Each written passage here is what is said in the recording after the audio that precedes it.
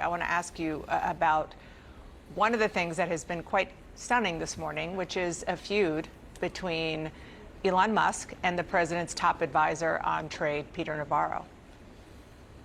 It almost sounds like something you would hear on a playground, if you will, a couple people yelling at each other or picking a fight. But this is the administration. This is real Washington and real business. But take a look at some of these messages going back and forth, more going than coming. But Elon Musk there calling Peter Navarro the top trade advisor. Navarro is truly a moron. What he says here is demonstrably false. He went on to say a Tesla is the most American-made cars. Navarro is dumber than a sack of bricks. And you can look on your screen to see what he also there mentioned, calling him the R word. So look, Dana, the bottom line of all of this is Peter Navarro has been a long believer in a protectionist policy. He has been the leading voice here in terms of the president should not to negotiate. Clearly, Scott Bessent, the Treasury Secretary, and others have gotten the president's ear because he is now negotiating. But the name calling, if you will, persists here. I guess it's a team of rivals or something, the modern day version of that, doing it on Twitter. Dana? Something like that. Jeff, thank you so much. The Senate Majority Leader John Thune, there's no way that he likes these tariffs, but he's looking at the veto pen that the president has saying, I don't think it's going to happen. And more importantly, the House Speaker said, we're going to stick with the president and we're going to let this play out. So they're not doing anything on this either.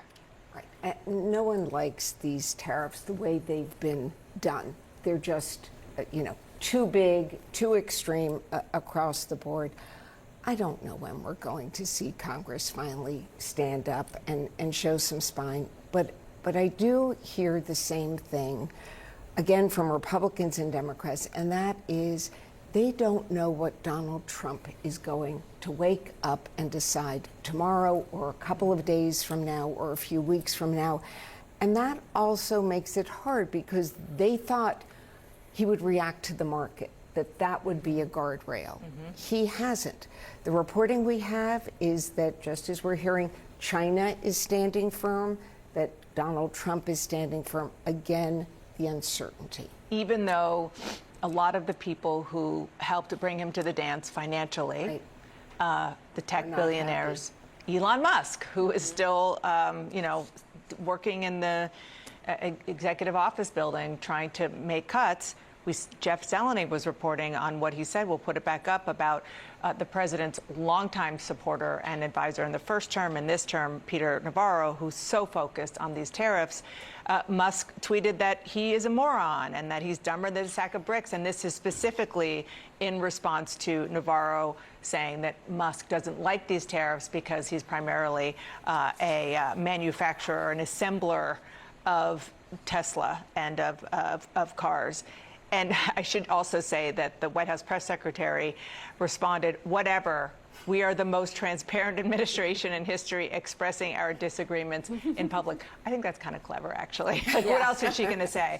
But it does speak to the reality of the very, very big tug of war at the highest levels in business and in politics. A lot of people are losing a lot of money right now, including those billionaires that helped to elect Donald Trump, including Elon Musk. You saw, some executives yesterday come out very publicly against the tariffs as well. But Trump also seems to be in his YOLO mode in the sense that this is something that he is long believed in. Peter Navarro has his ear. They have been planning for this with whatever fake math that they use to come up with these equations of who gets terrified. But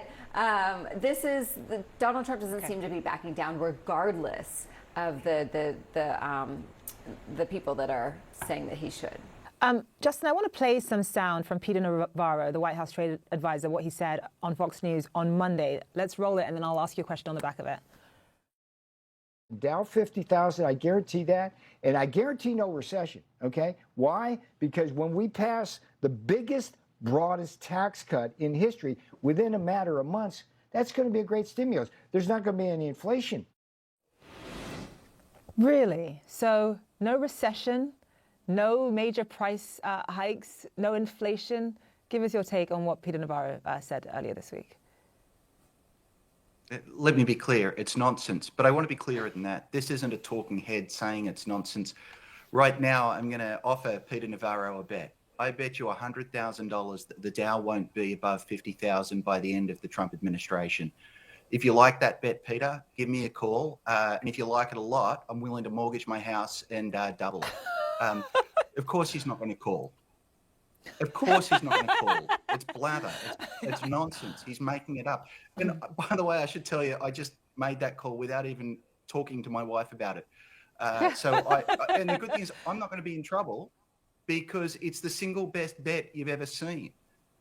So look, I'm deeply worried that we're going to enter a recession. It's not a sure thing, but to blithely ignore the possibility is utter nonsense. Well, you know who may take that bet and double it or triple it or quadruple it, surely he can afford it, is Elon Musk as well. Because as you know, he's had a sort of public spat with Navarro for the last few days over this issue. And Peter Navarro was on television just yesterday talking about this and suggesting that Elon Musk, among other things, is he's a car assembler. He's not a car manufacturer. He doesn't understand how this works. And if anything, he's doing this because he's concerned about his own pocketbook. To which Elon Musk responded with this post: Navarro is truly a moron. What he says here is demonstrably false. And I'm asking you, in a week where there is so much concern about uncertainty, we see what that can do to the stock market. We see what that can do in terms of business and consumer confidence. When you have the president's top advisors sparring and going at each other over an issue this significant, what does that tell you about global confidence in this administration? The confidence or the lack of confidence that people have in this administration has come purely from the tremendous policy mistakes that they've been making. Look, Elon made a bunch and he made a lot of false promises about savings that never materialized. But Peter Navarro appears to really have the president's ear. We had a moment yesterday where the stock market, there was a rumor that went around that Trump was going to delay the tariffs for 90 days. Not get rid of them, delay them for 90 days. That caused the value of US stocks to rise by $7 trillion. It was just, $4 trillion, just an astonishing movement. So that is the market saying we are worried about what the president is doing here. And the thing about Navarro is, and here's my plea to the president, call any economist from the phone book. Look anyone up online. It doesn't have to be me. It doesn't have to be a left winger, a right winger, anyone. Just anyone who has taken an economics course, whose last name is not Navarro, and they will tell you that this is mistaken. So the great tragedy here is not just that we have a president with mistaken ideas, but that he managed to recruit the one economic advisor who shares those same mistaken ideas. Just quickly, Justin, I'm not sure if you listened to Jameson Greer, the U.S. Trade Representative, speaking on Capitol Hill. He's currently speaking right now. One of the things he mentioned as he was speaking to politicians was essentially saying that the U.S. right now is talking and negotiating with about 50 countries, telling them all, listen, if you have a better idea in terms of how to achieve reciprocity with the U.S., we want to talk to you. I mean, that just sounds like such a cumbersome way of negotiating. You're essentially negotiating with the entire world at once. What do you make of the way in which tariffs were imposed during this Trump administration this time around? Just this idea of blanket tariffs on the entire world instead of what we saw in the first term of specific targeted tariffs on specific products with specific countries. Look, this is a tariff plan looking for a rationale. You could say it's about national security, but then why would you put it on every good? Why do we have tariffs on leather saddles if it's national security? It could be about manufacturing, but then why are we putting tariffs on vanilla from Madagascar? It could be about the US trade balance, but they're simply not going to work. It could be about reciprocity, but why aren't these tariffs actually tailored to the specific tariffs that other countries have? So we have a set of tariffs. The problem is, and you saw it on the Sunday shows, the cabinet secretaries fanned out. None of them could defend what we're doing.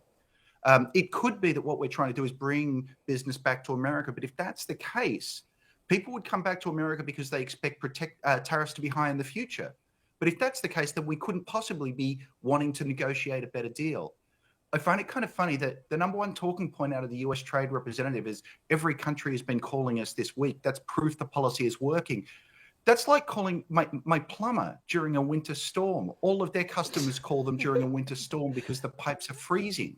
That's not evidence of good news. That's evidence that you've got some very upset trading partners who need something fixed right away.